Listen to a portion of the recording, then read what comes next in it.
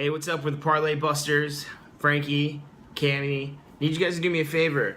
Click wherever you see down below on the screen and subscribe to us. Talk shit to us. We like to have fun. You won't hurt our feelings.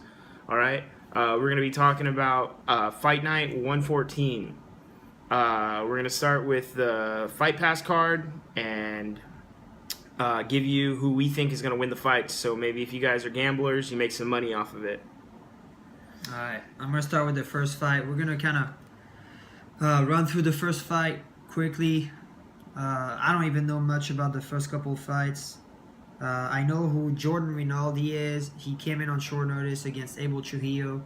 Lost a decision. He had a couple of good moments in the fight, but still ended up losing a unanimous decision.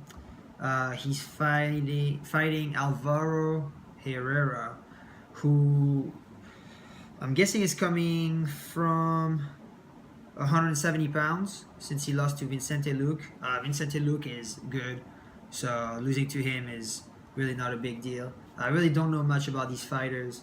I'm not going to bullshit you guys. I am going to pick Rinaldi, though, because I was pretty impressed with a couple of the grappling exchanges he was able to have on Trujillo, especially on short notice. So I'm going to run with him first. I don't know if you want to add anything. No, I'm gonna do the same. Okay, on the second fight. So the second fight on the card, same thing. Never heard of these fighters. We're just gonna skip that one. I'm pretty surprised I've never heard of him. He knows every fucking fighter. Yeah. Alright, next fight then. We're gonna go, it's Jose Alberto Quinones against Diego Rivas. Damn, again, man. I know this fight card is in Mexico, so they might have some local fighters that they're adding to the card, trying to really build up a fan base over there in Mexico. I know who Jose Quinones is. I'm going to interrupt him and say this. Sometimes you're going to have to do your research on these guys, and whoever spent the most time in Mexico may have the slight advantage because of the altitude. I mean, we've seen people go down there and gas. Cain Velasquez gassed very fast because he didn't take enough time to go down there to adjust to the altitude. So a lot of the guys that are coming out of Mexico may be a good pick because of the altitude. Sounds silly, but we'll see. Yeah, guys, so the fight is in Mexico City. So like you said, it's at super high altitude. So if you don't come in shape, even fighters that are in shape and come in ready, they tend to gas because it's just so harsh on you. If you're not over there and you don't get to experience what it's like, you're gonna suffer. But Jose Quinones against Diego Rivas, same thing. I don't really know much about these fighters. Rivas is undefeated, 7-0. And Jose Quinones 6-2. They seem to be going for takedowns a lot. I don't even want to bullshit you guys either. I don't really know much about these fighters. 6-2 against 7-0. We'll see what happens. We're going to skip that one too. The next ones, I know. All right, Briones against Ronnie Yaya. So, Briones is, he lost to Cody Garbrandt at UFC 194, I think it was. He went to decision with him. He did lose unanimously, though. It was pretty impressive. He did good against him. He's got some decent striking. Ronnie Yaya is just a pure grappler. The guy is a decision machine. He went to Joe Soto. He went with Joe Soto to decision on his last fight as the fight went on. So if Briones can stuff some takedowns and perhaps drag the fight into later rounds, maybe he can try to get a late TKO or a decision. I doubt it though. Ronnie Yaya will just take you down against the cage, wrap your legs, and just try to hold you against the cage. Try to take you back, wait for you to make a mistake because you're desperate, because you're losing, you're behind on the fight. So I think Ronnie Yaya is going to out-grapple him and smother him. It's going to be a boring decision. 30-27. What fight are we on now? Ronnie Yaya, Henry Briones. Oh, I thought we were done with that one. Sorry. All right, I'll go to the next one then. All right, so this fight, Dustin Ortiz versus Hector Sandoval. Dustin Ortiz is not have the best record, 16-17 against somebody who's 14-3, Hector Sandoval. I'm actually a fan of Matt Schnell, and he KO'd him back in April. So I think I'm going to give the upper hand to Matt Schnell. Punch that was coming from 2 inches away, dude. Yeah, right. I'm going to give him the upper hand. But Dustin Ortiz, also an American fighter, so they're both going down to Mexico. And the scary part I think about this fight is going to be who gasses first. But my money's going to be on Hector Sandoval to win the fight. All right, so Dustin Ortiz actually recently lost to Moreno, who's fighting on the main event. He won the first round, I think, was trying to out-grapple Moreno. Moreno has amazing takedown defense. Dustin Ortiz is no slouch. He's fought some of the top fighters in the 125-pound division. He's a grappler mostly. His striking is decent. But he has lost to the best at the top. John Moraga, Joseph Benavidez, Wilson Reyes. Yeah, he's lost to the top. He's lost to the top. So, but Hector Sandoval is training with Cody Garbrandt. I think he's training out of Team Alpha Male. He's a young up-and-comer. I don't know how old he is exactly, but in his last fight, he was actually 31. He's not that young. He actually got caught in a guillotine by Matt Schnell, and I thought I had Matt Schnell on a bet during that fight, and I thought Matt Schnell was going to finish the guillotine. It looked super tight, but Hector Sandoval seems to be like a freak of nature, and he seems to be super athletic and strong. So he just slammed his way out of it, and then landed some nasty ground and pound, a short elbow or a short punch, I think, that just put Matt Schnell's lights out. I think this fight is going to go down to who has the best cardio. I think this fight's going to... The odds aren't out on this fight yet. I think it's going to come in as a pick'em. Maybe slightly favor Ortiz because he has more experience. I'm going to go with Ortiz on that one. I think his experience is going to shine through. But it's a tough fight to call. So, all right, moving on. We got Bradley Scott and Jack Hammerson. You want to look at Bradley Scott's record? I don't know. Anyways, Jack Hammerson, his last fight was against... What's this guy's name? His nickname is the Spartan. Jack Hammerson. Okay, so Jack Hammerson took down Alex Nicholson on the first punch Nicholson tried to throw, and then just dominated him throughout the fight for how long it lasted, 2 minutes. Went to side control, ended up taking his back, landed vicious ground and pound. So Hammerson is a good grappler. He's super strong for the division. He actually beat Scott Askham and lost to Cesar Ferreira, which is... Cesar Ferreira is a beast too. He's a great fighter in my opinion. He's probably top 15, I would say. So Jack Emerson seems to be on his way up. And then on the other hand, he's fighting Bradley Scott. Bradley Scott, what was his last fight? Who was it against again? Scott Askham. Scott Askham as well. Split decision. I think that fight card was in England, if I remember correctly. And lost to Krzysztof Jotko by unanimous decision. Krzysztof Jotko is a beast. So Bradley Scott is a striker mostly. He's tough, man. He just pushes the pace, comes forward, gritty. But I do think Jack Emerson's grappling is going to be too much for him. I think he's going to be stronger in the clinch. He's taller, bigger, I'm pretty sure. Well, they might be around the same height, but just Jack Emerson is going to be way stronger in the clinch. I think he's going to be able to dictate where the fight takes place, and that's going to be on the ground. And I think he's going to be able to out-grapple him, probably land some nasty ground and pound. And I think I'll say a late third round TKO or a decision. But I give it to Hammerson. I'm going to go with what he says because I don't feel like I know enough about him. Moving on to the main card on FS1. Now, if you haven't done it already, subscribe, you motherfuckers. Just click the button. Just have fun. Talk shit. Tell us what you think. If you think we're wrong, tell us what you think the next picks are going to be next week. We want to hear this stuff. Let's all make money. All right. Main card. All right. So, first fight is Alejandro Perez against Andre Sukhumtat. These guys both fought the same fighter on their last fight. And that was Brendan Morales. Is that who it was? Damn it, dude. Albert Morales. So actually, Alejandro Perez went to decision with Albert Morales. I thought he did more. Perez. Oh, that's why he went. That's why he went to. It went to a draw because Perez was deducted a point I still thought he did more to win the fight. I'm pretty sure he trains out of AKA. Oh wait, no, KBVTG. Who am I confusing him with? Anyways, the guy has decent striking, decent grappling. He fought and Whistle was able to stop his heel hook attempts. Actually destroyed him after that. Started landing some nasty ground and pound. Beats Scott Jorgensen. That fight was kind of ridiculous. I thought he should have finished him earlier. But I think the guy knows how to pace himself. He's got good grappling. He's overall very well. Alejandro Perez against Andres Sukomtat. Both these fighters, Alejandro Perez went to a draw with Albert Morales. He was deducted a point. If you give him that point back, he would have won that decision pretty clearly, in my opinion.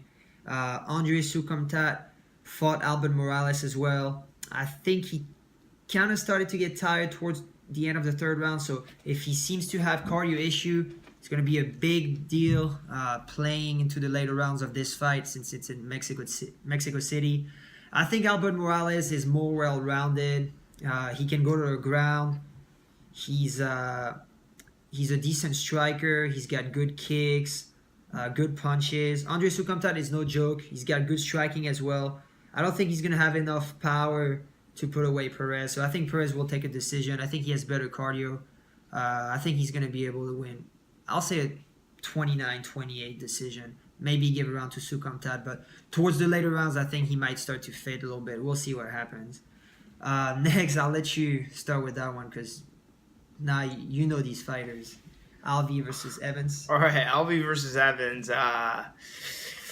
I'm don't even have to think about this one. I know it sounds maybe crazy, but I'm gonna have to take Sam Alvey. Now I think Sam Alvey can knock out Rashad. Now the only problem is if Rashad comes in and plays the points game, he's gonna win that fight. So Sam Alvey needs to win by, TKO or knockout. Otherwise, Rashad's going to walk away with the decision. All right. So for me personally, I'm also going to give it to Sam Alvey. He lost his last fight against, who was it again? Thales Leites.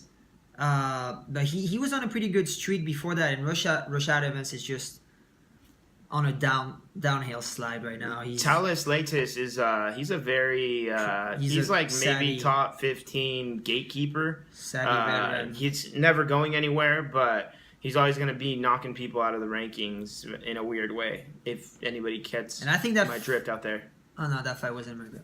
Anyways, so Rashad Evans is on a 3-4 fight skid. 3 fight skid. He lost to Ryan Bader after a 2-year layoff. Bellator champion.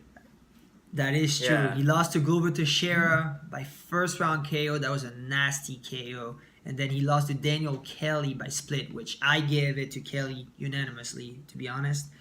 I don't think Rashad Evans, even if he has the wrestling credential and he's technically able to take Sam Alvey down, I don't think he's going to look for the takedowns, to be honest, unless it's a completely new, reinvented Rashad Evans that we see coming in.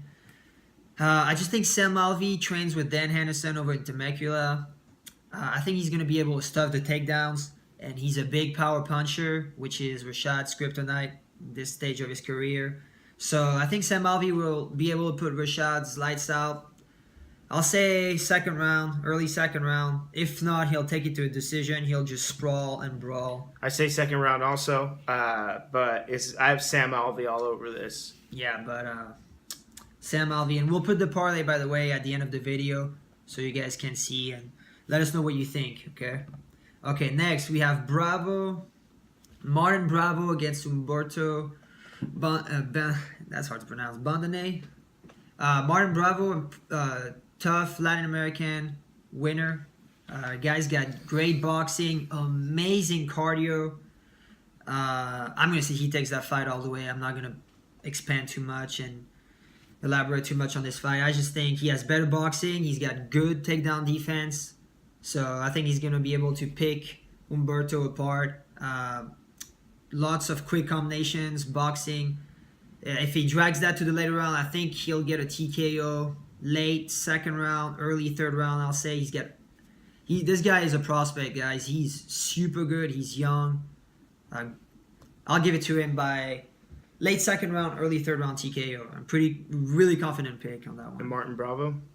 Yeah, Martin Bravo. Yeah. Yeah, he's undefeated too. 23. He's From my Mexico, take age. him. 11-0. Take him. The guy's hungry for it too. He's coming for it, so I'll give it to him. Next, we got Alan Jubon against Nico Price.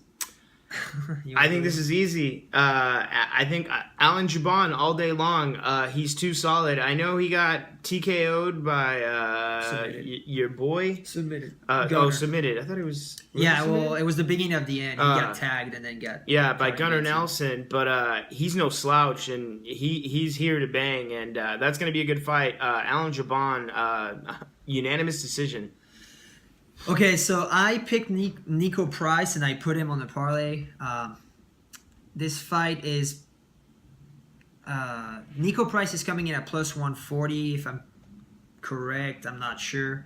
I understand where the odds are coming from and why Alan Jabon's a favorite. The only thing that kind of scares me with him is that he's been tagged quite a bit in the past and he's 35 years old now. So that's never a good sign. He got tagged hard by Gunnar Nelson and then Gunnar Nelson choked him out.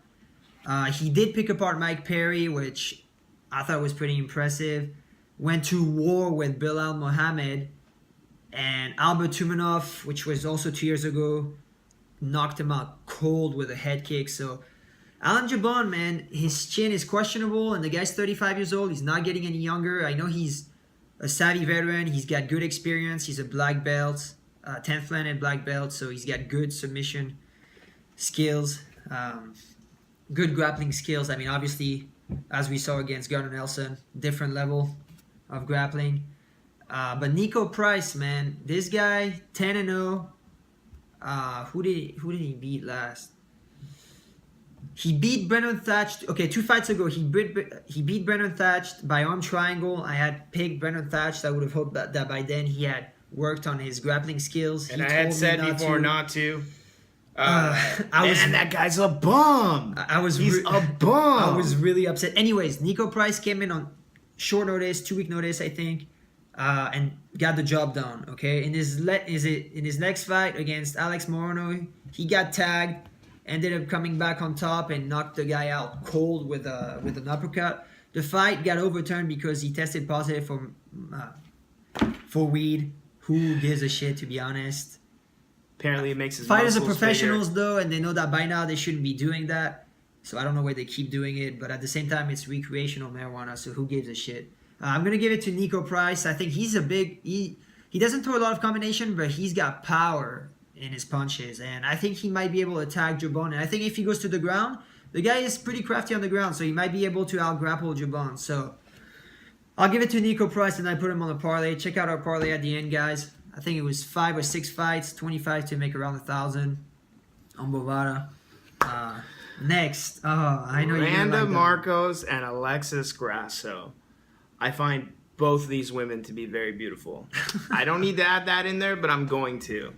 But honestly, I really was leaning towards Randa Marcos in this fight because Alexis Grasso showed she had no head movement in her last fight, and when she's getting tagged, she has no answer for it, and neither do her coaches. So it's kind of a bummer to see. Randa Marcos just had, an impressive win with Carla Esparza. Carla Esparza. And they wrestled. And Randa Marcos, I think she was winning the exchanges, and I thought Carla would kind of win those exchanges because that was her background and her nature of fighting. But Randa Marcos is one of those people that, she's a force to reckon with, and I'm not sure if her cardio is going to hold up in Mexico. And Alexis Grasso, that's where she trains out of. So I think Alexis Grasso, she'll lose the first round and win the second and third. I'm going to have to jump in and disagree. Randa Marcos, we got her as a plus 250 in her last fight against Carla Esperanza. Made decent money, I think, that day. I remember telling him to take her. She's the best underdog on the card, and he was shitting bricks, and he's like, I don't want to take her. I told him. Yeah, he didn't know who whatever. So I was super impressed with her win over Carla Esparza. Went to split decision. I give it to her all across the board, 29-28, personally. But it was a scary decision. She won most of the grappling exchanges, got taken down a couple of times, but was able to come out on top. Did her thing. She's gritty, man. She'll bite down on her mouthpiece and she'll walk forward, throw some punches. She's not scared to get hit. She got tagged in that fight a couple of times. On the other hand, we have Alexa Grasso, who's a prospect and recently lost to Felice Herrig. Felice Herrig looked impressive in that fight, and Felice Herrig's a beast. But I do think that Alexa Grasso was a little tentative with her striking, lacking a little bit of head movement. Her head was getting snapped back every time she was eating the jab. So if they didn't go back and watch that, she has no career that's going to be left in the UFC. That was really bad, how bad she kept just getting tagged. The only thing, though, is that she's young. She's going to learn from her mistakes. And hot. Which is why I do think this fight should come at even money, pretty much. But I'll take the underdog money with Ronda Marcos. I do understand why it's underdog money, though, because Alexa Grasso's a prospect. Okay, they need a fan base in Mexico. Who knows what happened if it goes to the judges and it's a close fight. But I do think Ronda Marcos is going to take it. I'm going to say she's so gritty, man. I just think she's going to push her back. She's going to walk forward, try to get her against the cage, maybe try to mix in some takedowns. I'm going to give her 29-28 decision. And now the main event. If Alexis Grasso loses this fight, I've been talking about this for a while. Alexis Grasso needs to fight Ashley Yoder, or Alexis Grasso needs to fight Pearl Gonzalez. Those matchups need to happen right there. And I believe out of those three fighters, whoever wins, whether it's Ashley Yoder or Pearl Gonzalez or Alexis Grasso, get Paige Van Zandt. Tell me what you guys think about that. She's getting fed some pretty hefty competition, man, to be honest. Yeah. I mean, Felice Herrig and now Ronda Marcos. I think it's a little bit too much to chew for her this early on in her career. I do think she's going to be a prospect and she's going to be good, but I think it's too early for her to face savvy veterans like that. So we'll see what happens. I mean, anything can happen, obviously, but I think it's going to be too much. All right, next fight, main event. Great fight. Sergio Pettis against Brandon Moreno. I'll start. You can start, because I know how I'm going to finish it. I got Brandon Moreno all the way. Guy came in on short notice. I don't know if it was on short notice. No, it wasn't on short notice. He was a huge underdog against that guy. What's his name? That Hawaiian... Luis Smolka. Oh my god, I used to be so high on Luis Smolka. Never liked Luis Smolka. And I put him on a parlay. If you see this, retire. The guy was at minus 500. Brandon Moreno came in, made short work of him. Nasty guillotine.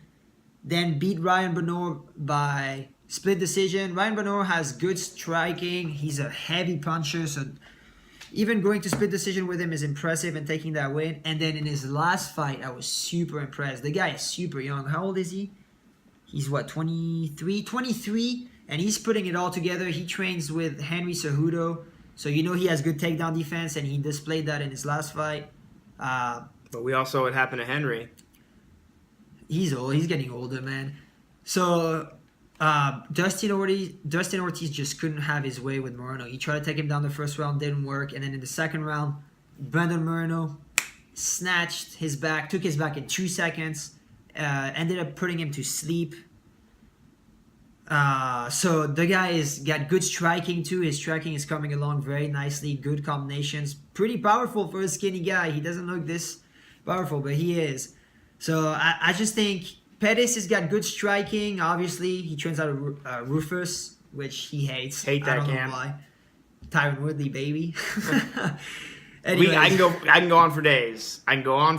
Eric Koch, though, if you hear us, you're a fucking bum. You cost us $1,000. So for that reason, and apparently you trained for that fight. I don't know if anybody else saw it, but it didn't look like you did shit in that fight. Anyways. Oh yeah, get inside the cage, see how I heal. I'm not a big hater usually, but when a fighter comes in as a huge favorite and gets absolutely demolished, destroyed, embarrassed. Anyways. Yeah, and tell your brother to stay out of my direct messages, you fucking bum. I'm gonna give it to Brandon Moreno. The thing is that Pettis is most likely not going to look for grappling exchanges because he's probably going to know that Brandon Moreno has the upper hand there. So he's probably going to try to strike it out. I have seen Sergio Pettis kind of give away the third round, so I don't know if he's getting tired. There's no room for getting tired in Mexico City, so I'm going to give it to Brandon Moreno. I think he's going to keep a high volume, high pace. I'm going to say third round submission, Brandon Moreno. Absolutely not. It's going to be a decision by Sergio Pettis. And here's the thing. This is funny. I've never said this to him, and I'm Sergio finally Pettis saying is to a you guys. decision Okay? machine, by the way. Woodley, Ben Askren, Pettis, or his brother, sorry, Anthony Pettis, CM Punk, Eric Coates. Okay? I, honest to God, believe Sergio Pettis is the number one fighter at Rufus. And I hate Rufus. I think their camp is garbage. I used to be the biggest Anthony Pettis fan, and it started to kind of fade away after the Wheaties box. I kind of get tired of him licking his lips. It's really annoying. If you guys ever see his videos, it's really annoying. But whatever, it's his life, not mine. But Sergio Pettis has only gotten better throughout the years. From his first fight, I've seen his first fight in the UFC and just kind of get better. And I believe he's going to show he's a decision machine. There's no other way around it. Decision machine. And he's going to find a way to get a decision in this fight. And I'm not saying it's going to be impressive. I just know it's going to be decision Sergio Pettis. One thing. This is not a good recipe for him. He's a decision machine. 5 rounds in Mexico City. I don't think he can keep up the pace for 5 rounds over Brandon Moreno, who's looking for the finish, okay? He's not looking to fucking decision you out, okay? And by the way, Sergio Pettis lost to Ryan Benoit by TKO and lost to Alex Caceres by submission. If you lost to Alex Caceres by submission, Alex Caceres is pretty good. He's crafty on the ground. That was Moreno, 3 years ago. That was when Alex Caceres was Ryan Benoit knocked him out. Okay, went to decision with Moreno. 2 years ago. Moreno has a chin. Sergio Pettis not going to be able to knock him out. Not going to be able to go to decision. Not going to be able to keep that high pace for 5 rounds. I promise you guys. Brandon Moreno all the way. Subscribe, like, comment, talk shit. Who cares? We're going to put the parlay. Let us know what you think about the parlay. And peace.